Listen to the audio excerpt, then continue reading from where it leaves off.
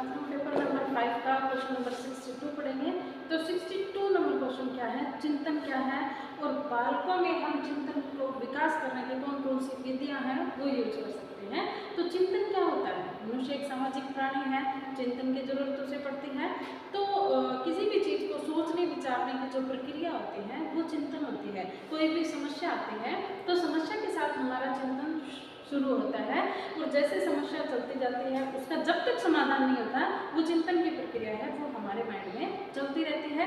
तो पढ़ाई से रिलेटेड बच्चों में भी बहुत प्रकार की क्या होती हैं, समस्याएं होती हैं जिनका चिंतन वो करता है और जिनकी समस्या का समाधान है वो बच्चा करता है। तो इसमें कौन कौन सी विधियां हैं वो हम यूज कर सकते हैं। तो सबसे पहले हम चिंतन की डेफिनेशन देखते हैं, उसके बाद बच्चों में चिंतन को विकसित करने की विधियां हैं वो हम देखते हैं। तो चलिए हम सबसे पहले इसके पर करते हैं परिभाषाएं, डेफिनेशन। मनुष्य को संसार का सर्वश्रेष्ठ प्राणी माना गया है। इसका कारण है उसका चिंतनशील होना, मतलब मनुष्य जितना अच्छे से चिंतन कर सकता है उतना कोई भी प्राणी है वो चिंतन नहीं कर सकता है। जीवधारियों में मनुष्य ही सर्वाधिक चिंतनशील है तथा यही चिंतन मनुष्य और उसके समाज के विकास का कारण है। मतलब समाज के विकास का कारण क्या है? मनुष्य का चिंतन।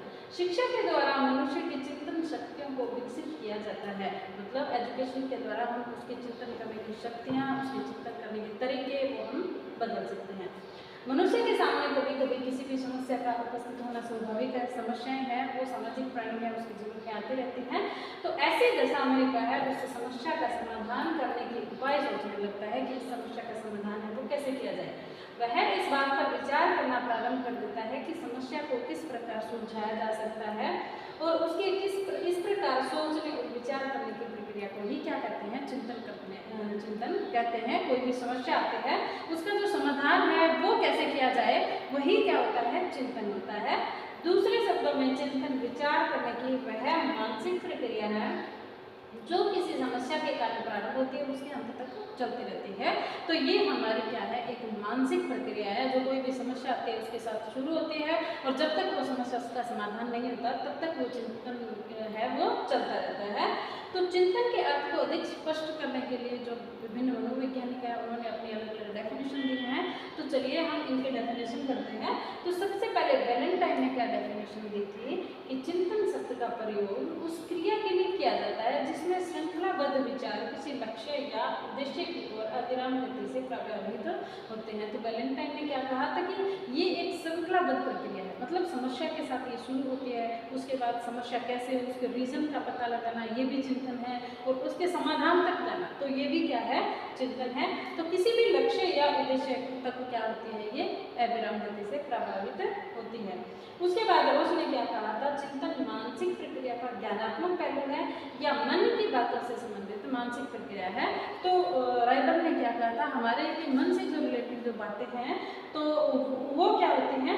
उनसे जो रिलेटेड जो प्रोसेस होती है उसको हम क्या कहते हैं? जो मानसिक प्रक्रिया हमारे जो काम करती है चिंतन करने के लिए तो वही क्या होती है? हमारा चिंतन।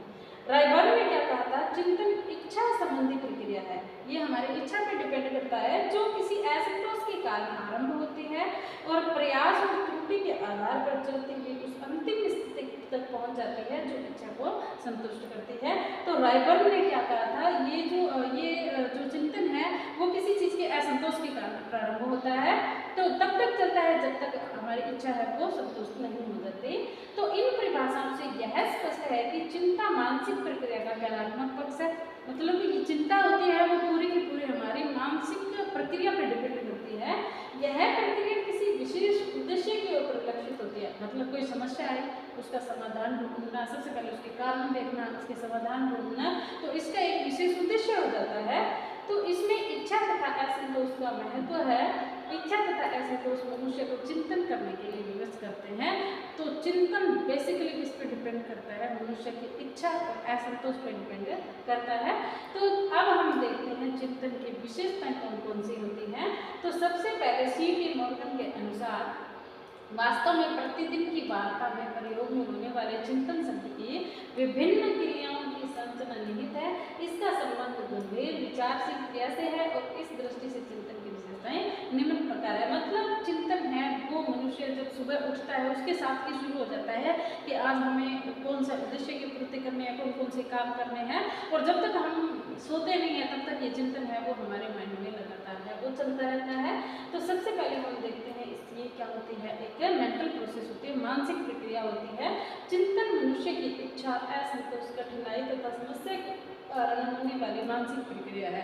तो चिंता के रीजन जो होते हैं वो कौन कौन से होते हैं, उसकी जो इच्छा होती है, उसका असंतोष होता है, उसको कोई भी कठिनाई आती है या कोई भी समस्या आती है तब ये चिंता है वो शुरू होती है।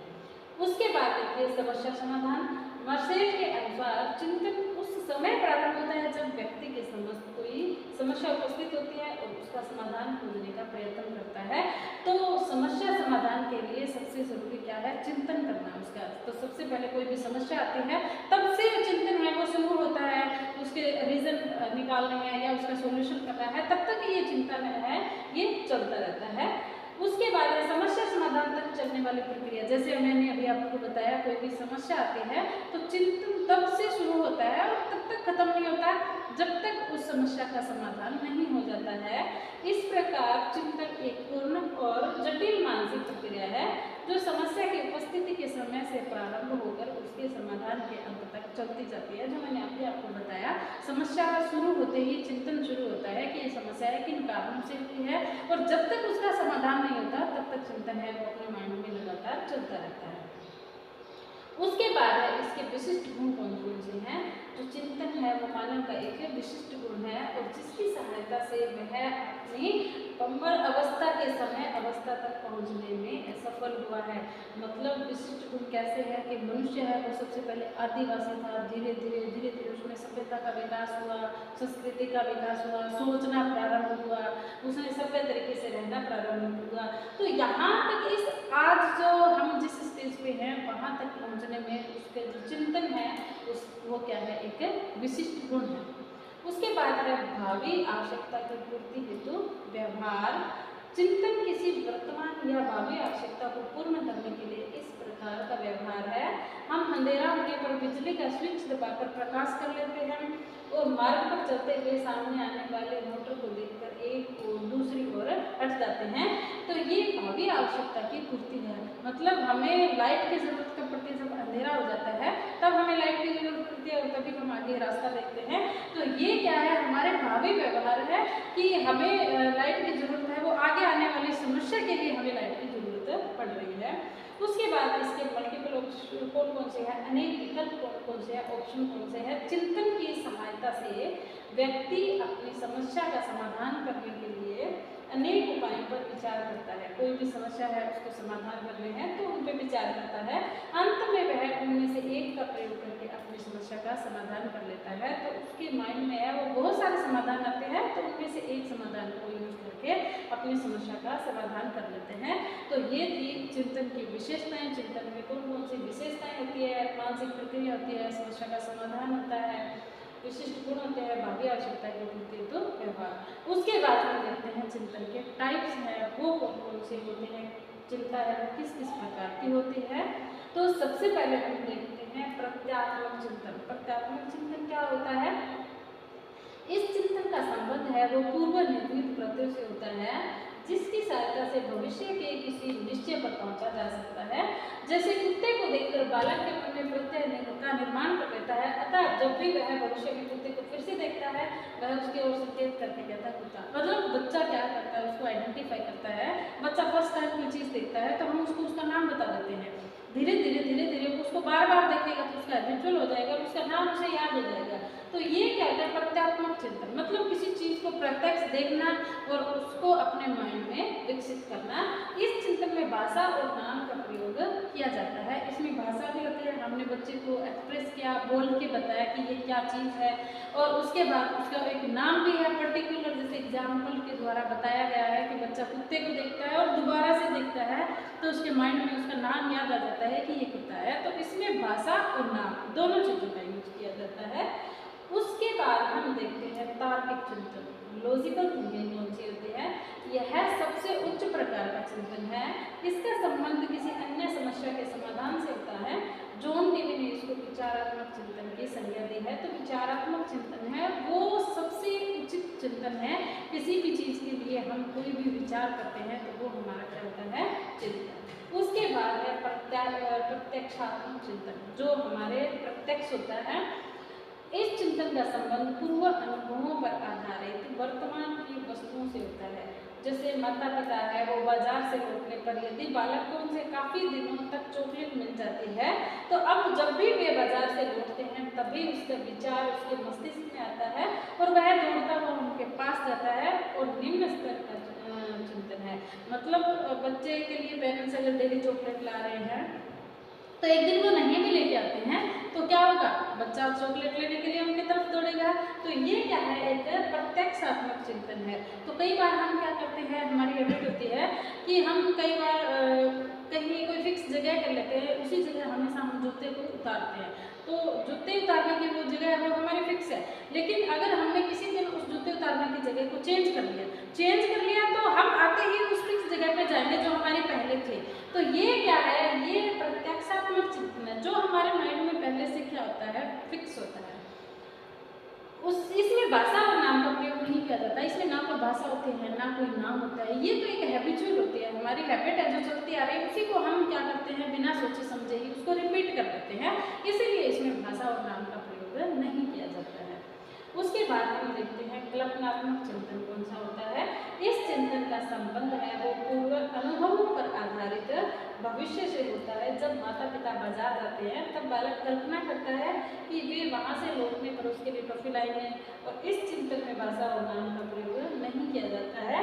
तो सिर्फ प्रत्यक्षात्मक चिंतन होता है, उसमें भाषा और नाम का प्रयोग किया जाता है। तार्किक, प्रत्यक्षात्मक और कल्पनात्मक चिंतन होता है, उसमें कोई भी भाषा प्रयोग नहीं की जाती। ये हमारे मानसिक प्रक्रिया पे डिपेंड है। अब जैसे कई बार क्या होते हैं, बच्चे पेरेंट्स मार्केट जाते हैं तो बच्चे खुद से ही सोच लेते हैं कि हमारे पेरेंट्स सब हमारे लिए चॉकलेट लेके आएंगे, तो वो खुद से अपने माइंड में सोच रहे हैं, भले वो नहीं लेके आए।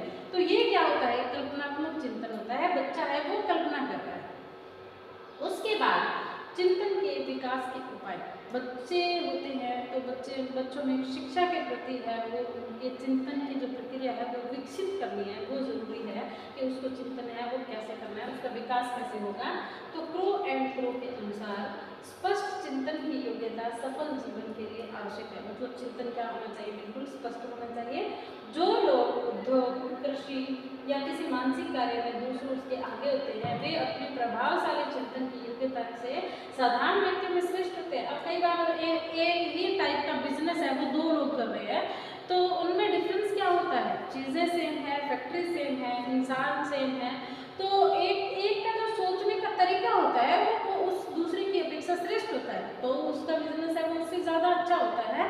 तो ये उसकी मानसिक प्रक्रिया है, मानसिक श्रेष्ठता पे डिपेंड करती है, उसके चिंतन पे डिपेंड करती है, तो वो कितना अच्छा चिंतन कर रहा है तो उसका रिजल्ट उसके लिए अच्छा है। इस कथन से चिंतन का स्पष्ट महत्व हो जाता है कि यह आवश्यक है कि शिक्षक बालकों में चिंतन शक्ति का विकास करे, उसमें अच्छी चिंतन शक्ति का विकास होगा तो वो अच्छी प्रोग्रेस करेगा।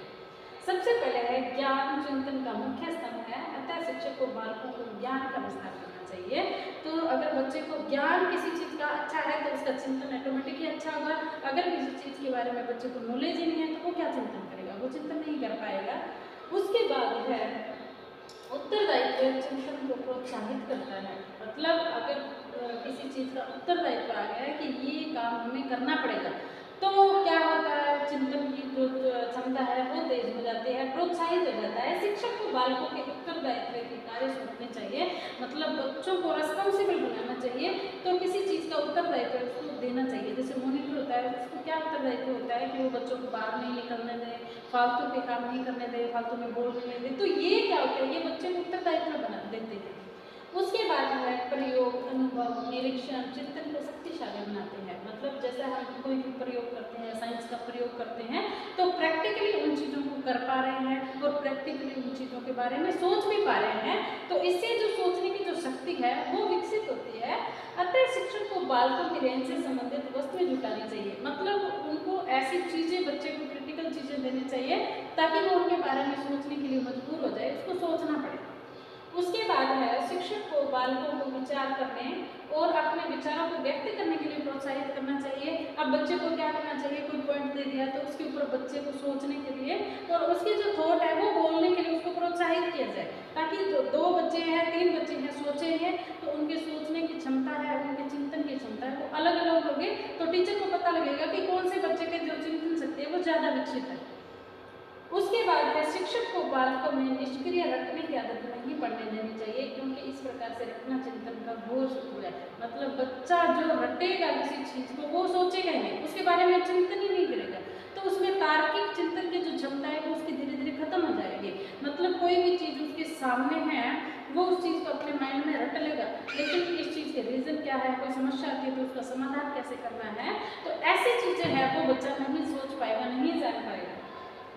उसके बाद है भाषा चिंतन के माध्यम से अभिव्यक्ति की आधारशिला है, तथा शिक्षक को बालकों को भाषा ज्ञान में वृद्धि करनी चाहिए। तो चिंतन है, बस हम कोई भी चीज सोचते हैं तो हम उसमें भाषा का प्रयोग करते हैं। मतलब आज हम कोई चीज सोच रहे हैं तो जैसे हमारी भाषा हिंदी है तो हम किसी चीज को सोचेंगे तो हम हिंदी भाषा में सोचेंगे। तो कोई इंग्लिश मैन है तो वो किसी चीज का चिंतन करेगा तो वो इंग्लिश में करेगा। तो सोचना विचारना है वो उसमें उसकी भाषा का होना जरूरी है। तो सबसे पहले बच्चे को उसकी भाषा सिखाना, उसके बाद उसकी चिंतन शक्ति विकसित करना होता है। तो उसके बाद है भाषा चिंतन के माध्यम और अभिव्यक्ति की आधारशिला है। सबसे ये मैंने अभी आपको बताया भाषा का ज्ञान है वो पहले जरूरी है, चिंतन बाद में। तर्क, वाद विवाद, समस्या समाधान, चिंतन शक्ति को प्रयोग करने का अवसर देते हैं, अतः शिक्षक को बालकों को इन बातों के लिए अवसर देना चाहिए। तो बच्चों को कोई भी समस्या देनी चाहिए ताकि बच्चे उसका खुद से समाधान करें, ठीक है। तो कोई भी मतलब उसको चिंतन शक्ति का अवसर दे, कोई भी काम उसको करने के लिए बोल दे, कोई प्रोजेक्ट बनाने के लिए बोल दे, ताकि बच्चा है वो उसके बारे में खुद की सोच है वो खुद विकसित करेगा, खुद उसका चिंतन करेगा, खुद इस चीज को बनाएगा तो उसकी चिंतन शक्ति विकसित होगी। उसके बाद है रुचि और जिज्ञासा का चिंतन में महत्वपूर्ण स्थान है। मतलब बच्चा किसी चीज में रुचि नहीं लेगा, जिज्ञासा नहीं होगी तो उसमें चिंतन करने का कोई फायदा नहीं है, वो चिंतन करेगा ही नहीं। अगर उसमें कोई चीज को जानने की जिज्ञासा होगी तभी वो उस चीज के बारे में विचार है वो अपने दिमाग में करेगा। अतः शिक्षक को बालकों की इन प्रवृत्तियों को जागृत करना चाहिए। मतलब बच्चों में चिंतन शक्ति है वो विकसित करनी चाहिए, बच्चों में जिज्ञासा पैदा करनी चाहिए। शिक्षक को अपने अध्यापन के समय बालकों में विचारात्मक प्रश्न पूछकर उसकी चिंतन की योग्यता में वृद्धि करनी चाहिए। तो बच्चे को ऐसे क्वेश्चन पूछने चाहिए ताकि वो उस पर सोच विचार करे, अपने माइंड पे दबाव डाले कि इस चीज़ का समाधान है तो मुझे कैसे करना है। तो ऐसी चीज़ें उसको देनी चाहिए ताकि वो सोचने पे मजबूर हो जाए। शिक्षक को बालकों को समस्या को सुलझाने और समाधान खोजने के लिए प्रेरित करना चाहिए, और वह उपाय बालकों में चिंतन और अधिगम दोनों की प्रक्रियाओं के विकास में योगदान देता है। बच्चों में चिंतन भी करेगा, बच्चे उस समस्या का समाधान भी करेंगे। उसके बाद है मार्शल के अनुसार समस्या का ज्ञान और उसके समाधान की खोज यही चिंतन की प्रक्रिया है और यही सीखने की प्रक्रिया है। मतलब जब तक बच्चे के सामने कोई समस्या नहीं आ जाती है वो नहीं सोचेगा, और वो नहीं सोचेगा तो उसमें सोचने की जो शक्ति है वो विकसित नहीं होगी। शिक्षक को प्रश्न पत्र में ऐसे प्रश्न देने चाहिए जिनके उत्तर है वो बालक भली भांति विचार करने के बाद ही दे सके। मतलब ऐसे क्वेश्चन हमें जरूर देने चाहिए जो बच्चे खुद के विचारों के अकॉर्डिंग उनका आंसर लिखें, जो अलग अलग लिखे। एक बच्चा है वो उसको किस तरीके से सोच रहा है, दूसरा बच्चा है वो उस तरीके को किस तरीके से सोच रहा है।